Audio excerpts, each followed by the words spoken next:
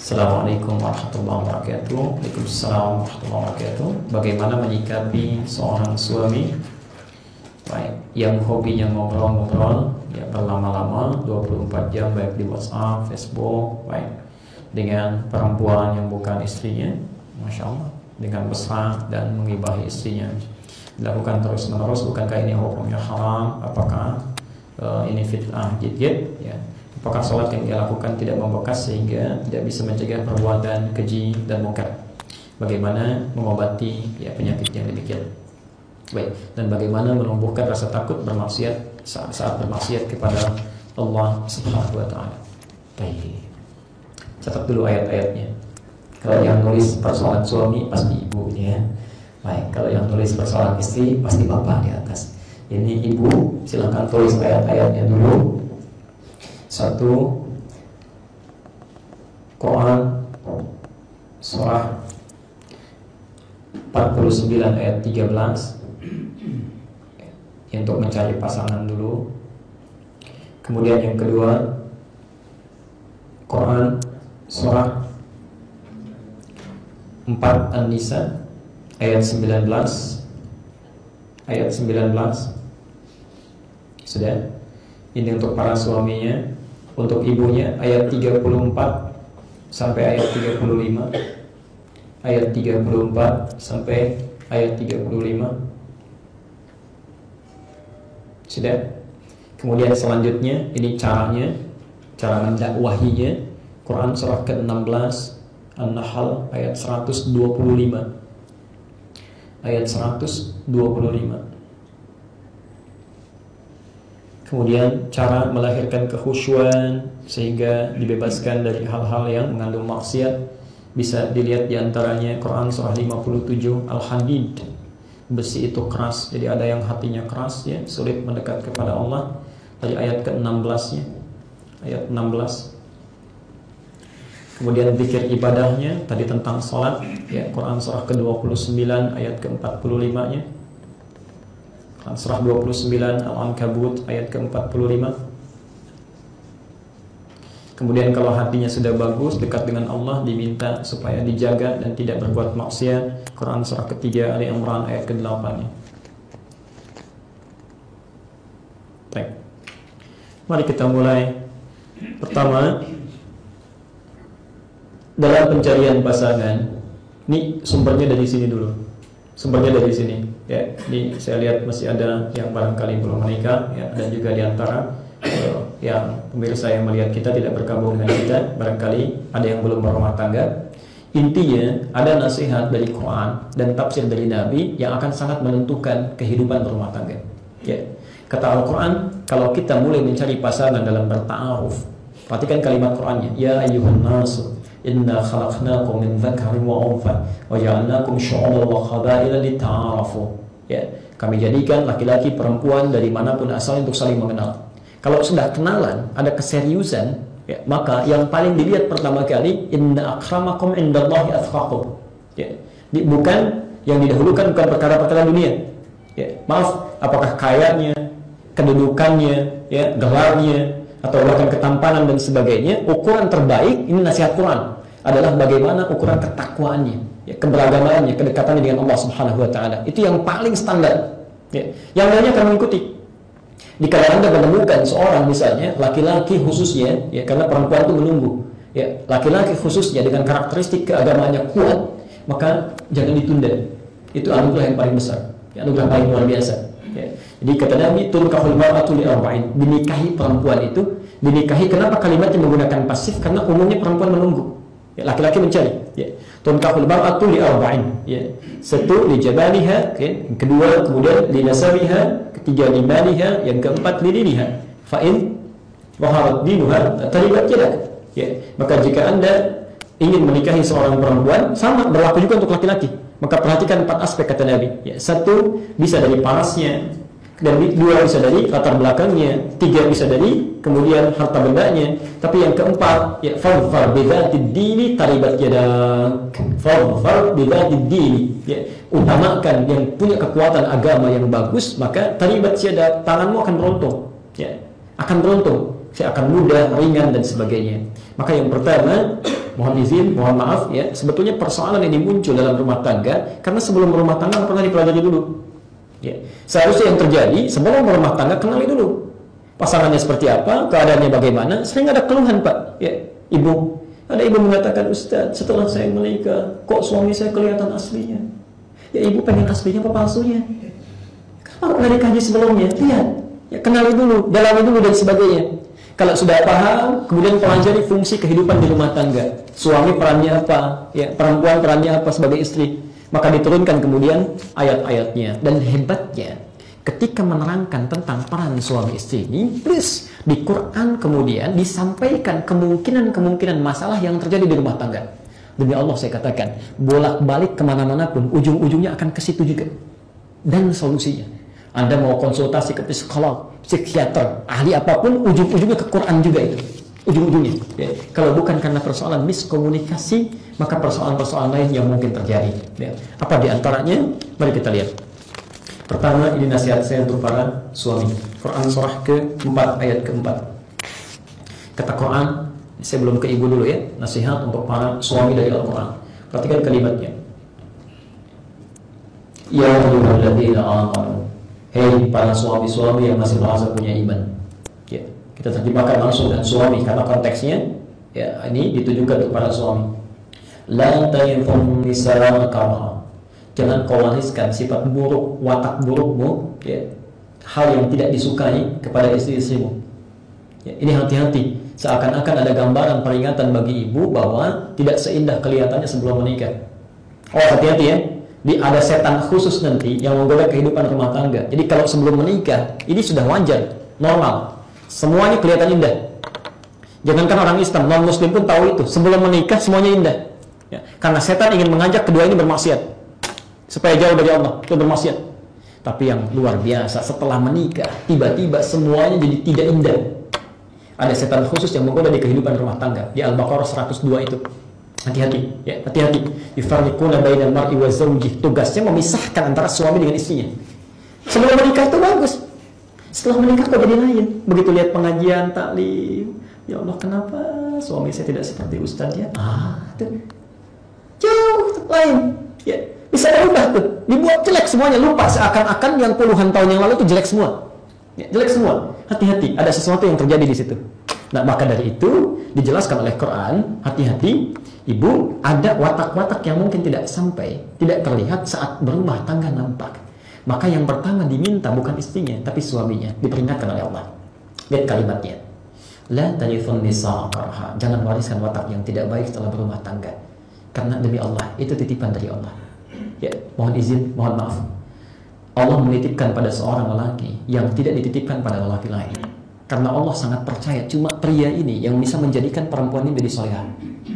Karena cuma lelaki ini yang bisa memberikan kesempurnaan dalam agamanya.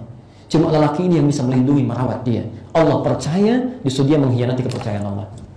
Maka dari itu di ujungnya kata Quran, tidak ada perempuan yang sempurna. Asa an takrahu syai'an wa yaj'alallahu fihi khairan katsiran. Perhatikan kalimatnya. Wa anshiruhunna bil ma'ruf. Gauli istrimu dengan kebaikan-kebaikan yang mungkin bisa engkau maksimalkan. Fa in karihtumuhunna, jika Anda tidak suka karakter istri yang tidak bagus, maka tidak ada perempuan yang sempurna. Ya. Fa asa an takrahu syai'an wa yaj'alallahu fihi khairan katsiran. Berbuat baik, sabar dengan itu, boleh jadi di balik karakter yang tidak bagus itu ada kebaikan-kebaikan besar yang bisa dipelajari. Sebaliknya, nah sekarang ibu mendapatkan hal yang sama di pasangan hidupnya. Apa yang harus dilakukan? Baik, mari kita lihat tugas perempuan kepada suaminya. Quran surah ke-4 ayat ke-34-nya. Jadi Allah sangat adil ya. Laki-laki diminta sabar menghadapi istrinya. Demikian perempuan nanti kita akan lihat ya, bagaimana cara bersikap kepada suaminya. Ya. Saya langsung saja ke pertengahan ayatnya. Fas-solihatu. Maka istri yang salihah itu, ini menarik ya. Istri salihah disandingkan dengan tugasnya terhadap suami. Ya. Dan suami saleh nanti disandingkan dengan tugasnya terhadap istri. Seakan-akan kesolehan dan kesolihahan seorang laki-laki atau perempuan itu akan diukur sejauh mana dia bisa menunaikan kewajibannya. Baik, mari kita lihat. Fasalihatu qanitatun. Ya. Qanitatun. Satu. Kemudian yang kedua, hafidhatul ghaibi bima hafidhallah. Dua saja. Ibu hati-hati, dua syarat perempuan salihah dalam Al-Quran. Ya, tidak lebih, cuma dua. Kata Quran, kalau ada seorang perempuan yang disebut salihah, maka syarat pertama qanitatun, taat kepada Allah dengan cara menaati suaminya pada yang baik-baik. Ingat, qanitat itu bukan taat mutlak, Bu, ya, tapi taat pada yang baik-baik saja. Oh, hati-hati. Jadi kalau suami meminta ibu untuk taat pada kebaikan, cepat lakukan. Surganya ada di situ. Surganya ada di situ. Ya. Hadisnya sahih. Idza salatil mar'atu khamsaha, ya, wa shalat shamaha, wa hafizat farajaha. Hati-hati. Ini yang paling menarik, ya. Masya Allah. Wa ata'at zawjaha, qila laha yawmal qiyamati udkhulil jannata min haitsu syi'ti. Jika seorang istri cukup salat 5 waktu saja yang fardu, tidak usah kerjakan yang sunnah. Kemudian dia menunaikan puasa yang Ramadan saja, tidak mengerjakan yang sunnahnya. Kemudian dia menjaga dirinya tidak berselingkuh, ya. Kemudian yang keempat, menaati suaminya sepanjang memerintahkan pada yang baik. Mah, ta'lim siapa? Umi baca Quran, mari. Tahajud malam, insya Allah. Semua kerjakan. Pakai hijab, siap. Maka masya Allah, kata Nabi, qilalah yawmal qiyamati, akan dikatakan pada perempuan semacam ini, udkhulil jannata min haitsu syi'ti. Langsung aja masuk surga saat hisab. Ya, pilih dari pintu mana saja. Pilih dari pintu mana saja. Makanya ibu hati-hati, surga ibu ada di rumah. Kalau Allah sudah dekatkan ke rumah, kenapa harus sibuk mencari di luar? Ya, bagi tugasnya. Ayah ada surganya kemungkinan banyak di luar dengan nafkahnya. Ibu banyak di rumah. Di kadang-kadang sudah dikasih surga di rumah, mencari keluar. Ya. Yang kedua, ini hafidhatul ghaibi bima hafidhallah. Menjaga harkat, martabat, nama baik suami, khususnya saat tidak bersanding bersamanya. Hati-hati Bu dengan yang kedua ini. Hati-hati. Kenapa ditekankan pada perempuan? Mohon izin agak melengkapi. Karena memang, maaf, perempuan itu kalau sudah menikah akan cenderung membawa nama dan segala yang melekat pada suaminya. Ya. Ada ibu namanya misalnya Ibu Nina. Ya. Suaminya namanya Pak Andi, misal. Nina menikah dengan Andi. Besok itu akan dikenal dengan Ibu Andi. Ya. Akan dikenal. Orang akan bertanya, misalnya datang ke satu komplek, bertanya pada RT-nya, Pak, di mana Pak rumahnya Ibu Andi? Padahal yang dicari Nina. Tidak akan sebaliknya. Ya, Pak, mohon izin mau bertanya di mana rumah Bapak Nina? Pasti tidak akan sebaliknya. Bahkan saat suami memiliki kedudukan, istri akan kenal, ikut. Andi diangkat menjadi Bapak RT, maka Nina akan ikut menjadi Ibu RT. Padahal yang RT siapa? Andi, bapaknya yang RT, ibunya bisa ikut. Yang jadi masalah, maaf ya, ketika sesuatu terjadi kepada Nina, itu Andi akan dibawa. Nina ikut taklim, di belakang ribut sendirian, SMS-an, telepon sana sini ribut. Orang bertanya, itu siapa sih? Itu tuh Ibu Andi. Tuh yang ribut Nina, yang kena bisa Andi. Itu bisa bermasalah.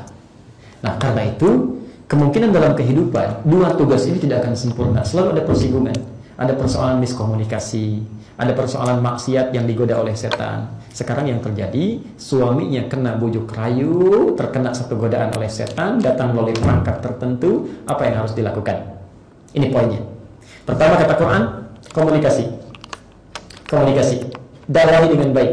Ingatkan dengan cara yang lembut. Quran surah ke-16 ayat 125. Oke. Ud'u ila sabili rabbika bil hikmah. Ini dulu yang pertama. Bil hikmah. Ajaklah kepada jalan Tuhanmu. Ya, maksudnya kembalikan kepada sesuatu yang benar, pada ketentuan Allah. Ya. Bil hikmah. Ternyata pertama bukan nasihat dulu, tapi dengan hikmah dulu. Apa hikmah itu? Hikmah itu menempatkan sesuatu dengan bijak. Bijak. Ya. Nah, sekarang kaitannya dengan tugas istri, suami melakukan penyimpangan. Bagaimana cara mengingatkan yang bijak itu? Yuk kita lihat dulu. Maaf, kalau laki-laki dengan perempuan di rumah tangga, ya, yang disebut sebagai pemimpin siapa? Laki-laki, ya. An-Nisa ayat ke-34, Ar-rijalu qawwamuna 'alan nisa. Ini seringkali salah, keliru nih. Ketika seorang istri ingin mengajak suaminya atau meluruskan, kadang-kadang pola hikmahnya tidak sesuai dengan perannya. Karena suami itu pemimpinnya, maka istri itu yang dipimpinnya. Biasanya ada cara mengingatkan dari bawahan kepada pimpinan. Ya, yang tidak sama. Apa ciri khas pemimpin itu? Ciri khas pemimpin apa? Antum yang ada di sini para ikhwan. mengajarkan, kuat, membimbing, disiplin. Bukan. Ciri khas pemimpin itu tidak mau dipimpin. Ciri khas pemimpin itu selalu ingin jadi pemimpin, tidak mau dipimpin. Menerima usulan, tidak menerima saran. Ya. Karena itulah ketika seorang istri melihat suami memiliki kesalahan atau kurang tepat, maka yang pertama bersikap bijak dulu, jangan jadi pemimpin. Papa ini salah ya, wah nggak mau salah itu. Pemimpin nggak mau disalahkan. Maka masuk dengan cara yang lembut dulu. Pertama ibu berdoa dulu kepada Allah. Berdoa. Ya, Allahumma arinal haqqa haqqan warzuqna ittiba'ah wa arinal batila batilan warzuqna ijtinabah. Ya, minta kepada Allah supaya ditunjukkan apakah benar atau cuma prasangka saja. Kalau sudah ketahuan benarnya, tahu, sudah paham, kemudian minta dulu, berdoa supaya Allah melembutkan hati. Jangan langsung ingatkan dulu, hikmah dulu, ya. Lembutkan. Sehingga ketika nasihat disampaikan, ya, ajakan disampaikan, keterangan disampaikan, karena hatinya sudah lembut, bisa menerima pelan-pelan. Ya.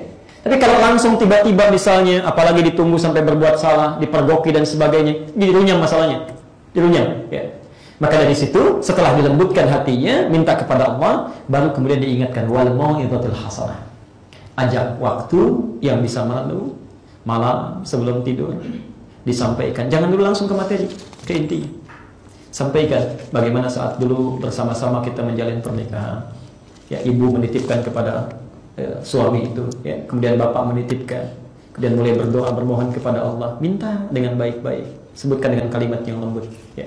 Kalau dengan seperti itu, ibu mau beliau berubah, insya Allah Allah akan berikan jalan. Allah berikan jalan. Ya. Tapi kalau kemudian, maaf, suami tetap keras, tidak mau berubah dan sebagainya, maka ayat 35-nya meminta diberikan solusi yang lain. Fab'athu hakaman min ahlihi wa hakaman min ahliha. Kalau solusi sudah tidak bisa dikerjakan oleh sendiri, maka jangan memaksakan diri. Sampaikan kepada perwakilan di keluarganya. Apakah di walinya, di ayahandanya, ibunya, pamannya, untuk berdialog dengan pihak keluarga supaya mengingatkan yang lebih bisa dipahami, yang diketahui. Itu caranya. Kalau dikatakan jelas haram atau tidak jelas haram, ya, jangankan dengan seorang istri, orang lain. Suami melihat gambar-gambar yang tidak tepat saja, dilihat itu sudah haram. Ya, apalagi misalnya berdiskusi dengan istri orang lain, bermesraan, kemudian ada sinyal-sinyal yang tidak tepat, ya ada gambaran perselingkuhan, maka itu termasuk pada kategori pelanggaran yang sangat luar biasa dalam kehidupan rumah tangga. Nah, persoalannya, ibu apakah ingin mendakwahi, kan? Apa sekedar ingin melampiaskan kesalahan dan sebagainya? Maka saran Quran, dakwahi suami, ajak untuk kembali kepada kelembutan, doakan, lalu kemudian memohon kepada Allah supaya bisa diberikan petunjuk. Terakhir, bagaimana menumbuhkan rasa takut ke dalam diri kita supaya tetap terjaga? Ya. Yang paling cepat adalah, yang paling cepat ada dua hal. Satu, keluarkan dampak dari maksiat yang dikerjakan. Keluarkan. Apa hukumannya kira-kira? Contoh, gosip apa hukumannya? Gosip itu hukumannya saat disebutkan orangnya, ya, keburukannya belum disebutkan, baru orangnya saja, ya, itu sudah memindahkan pahala yang didapatkan kepada orang yang disebutkan. Antum ta'lim dari sini, begitu keluar antum bicarakan orang lain. Lihat si fulan juga mau gabung dengan kita dengan dasar begini. Ketika antum sebutkan si fulan, itu pahala ta'lim antum sudah dipindahkan kepada orang itu. Tu'khadhu hadha min hasanati wa hadha min hasanati. Diambil pahala dari yang ini dipindahkan kepada yang lain. Ketika antum sebutkan orang ini beserta keburukannya, itu seketika kalimat-kalimat itu akan dibalas oleh Allah, diciptakan bentuk wajah tubuh dari orang yang diciptakan, dari orang yang dibicarakan itu dalam bentuk bangkai. Kalau antum tidak tobat, maka siksaan pertama bagi para penggosip itu adalah, maaf, memakan saudara yang disebutkan itu dalam keadaan bangkai. Ya, diminta untuk dimakan. Silakan makan. Silahkan makan, nikmati itu, ya, apa yang telah kamu perbuat saat di dunia itu. Nah, ketika anda ingin berbuat salah, keluarkan ancamannya, wa'idnya. Kalau sudah tahu ancamannya, maka mustahil kita bisa mengerjakannya. Takut, ya. Begitu mau disebutkan, takut pindah amal. Capek-capek, meluangkan waktu hampir 2 jam di sini, tiba-tiba ada orang bisa dibicarakan, pindah pahalanya. Sayang. Jadi ketika akan bicara, antum bisa langsung tinggalkan. Ya. Dan yang kedua, cara menumbuhkan rasa takut kepada Allah adalah bayangkan bahwa saat akan bermaksiat, seketika kita akan meninggal pada saat itu. Itu yang paling mudah. Itu yang paling mudah. Ya. Jadi ketika antum akan berbuat salah, bayangkan seketika barangkali akan meninggal. Itu akan lebih mempercepat kita lebih dekat dengan Allah Subhanahu wa taala.